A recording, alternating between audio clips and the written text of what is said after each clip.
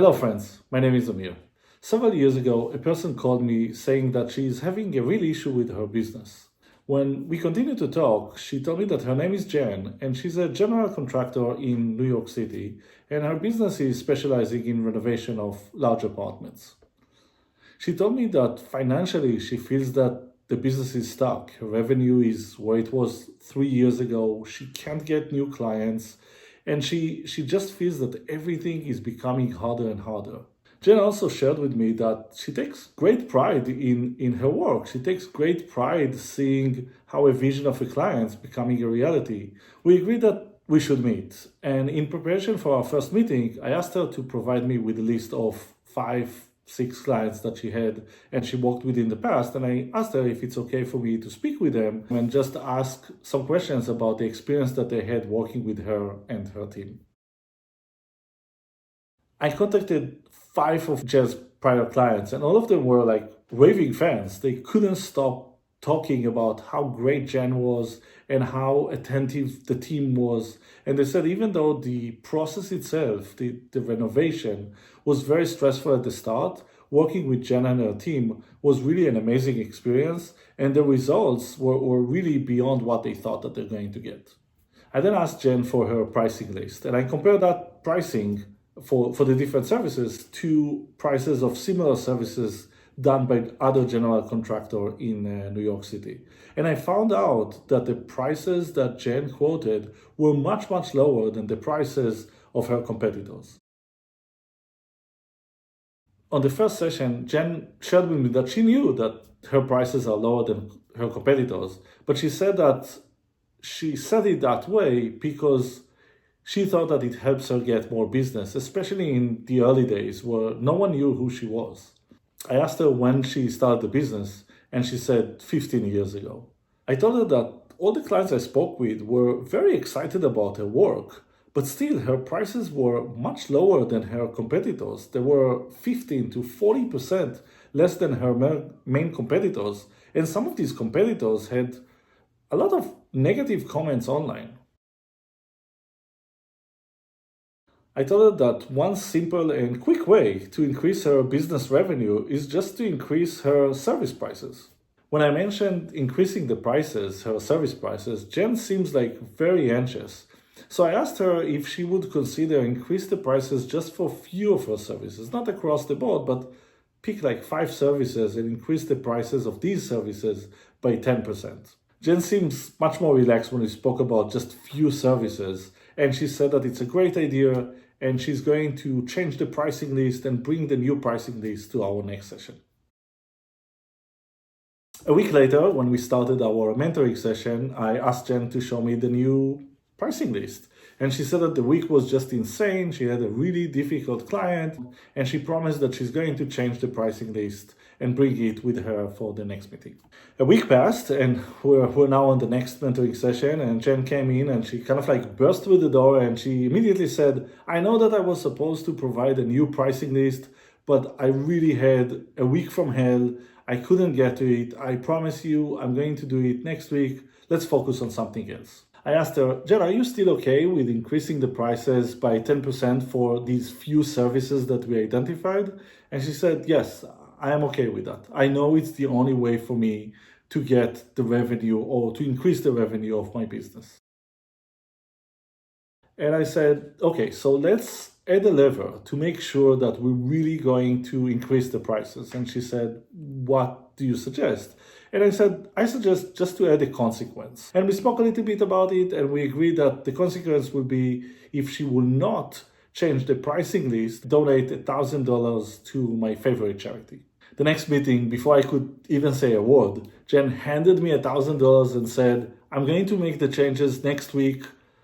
I don't want to talk about it. You can take the $1,000 and give to your charity, and let's focus on some marketing activities. I said, Jen, I think we have an issue here, because I don't think this consequence means anything to you. A consequence is supposed to empower you to take the action that you need to take, but you just handed me $1,000. So we need to change the consequence. I knew that Jen is very involved in the politics of her town, and she was donating to her political party. So I said, the consequence that we're going to do for the next meeting will be that I'm going to still ask for $1,000, but this time, instead of contributing or donating this $1,000 to my favorite charity, you're going to take the $1,000 and give it to the opposing political party. Jen got very emotional and said, you can't do that. You can't do that. I'm not going to give this money to these people. And I told her, all you need to do is to change the prices on the pricing list for the few services that were identified. And Jen kind of like resigned and said, it's really, really hard for me. And I said, great. So let's talk now. Why is it so hard for you to change the prices? We started to talk a little bit more about it. And I shared that usually when people cannot take an action, it's due to some beliefs or some value that they have that contradict and kind of like blocking them from taking this action. What is a belief? A belief is something that you hold to be true. It doesn't mean that it is true. It just means that it's true to you. And after a few hours of talking, and it was, as you can imagine, very emotional to uncover all these beliefs that Jen had about her business, about prices, about clients. And we really identified one core belief that Jen had. And her belief was that if you already have enough money, if you're satisfied with what you're getting, asking for more makes you greedy. And I asked her, where does she think it comes from? And she said that for her, she grew up in a family that her dad kept on telling her and her sister that money is really the source of all evil. And she just kept hearing it day after day after day. And once she became a little bit more successful in her business, she felt that she has enough. So why should she ask for more? It will make her evil to ask for more.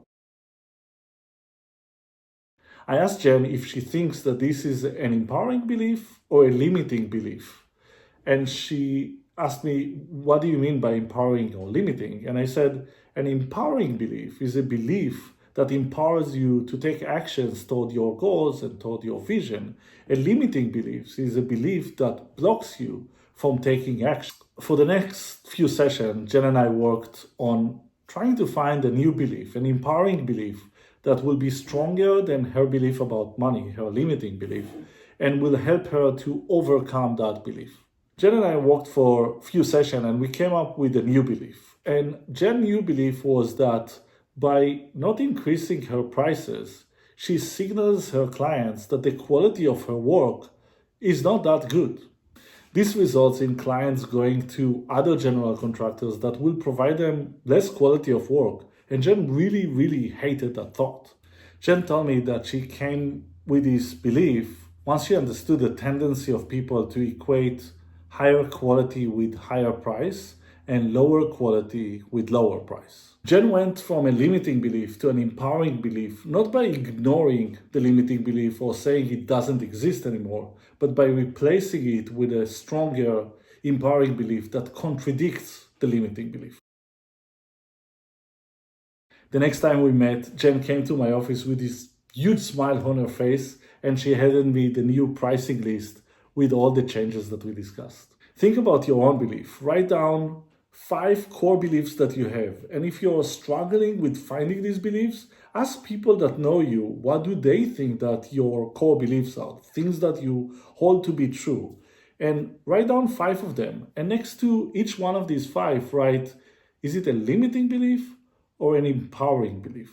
For every limiting belief that you have on your list, find out an empowering belief, a belief that will lead you closer to take the actions that you need in order to have the future that you want. You will see that after doing these activities and over time, you will be able to take different actions that will be supported by your new empowering belief. And these actions will lead you to a more intentional, a more meaningful, a more remarkable life. Thank you so much for watching this video. And if you learned something, if you find it of value, please subscribe and share with your friends. And until next time, may you live a remarkable life.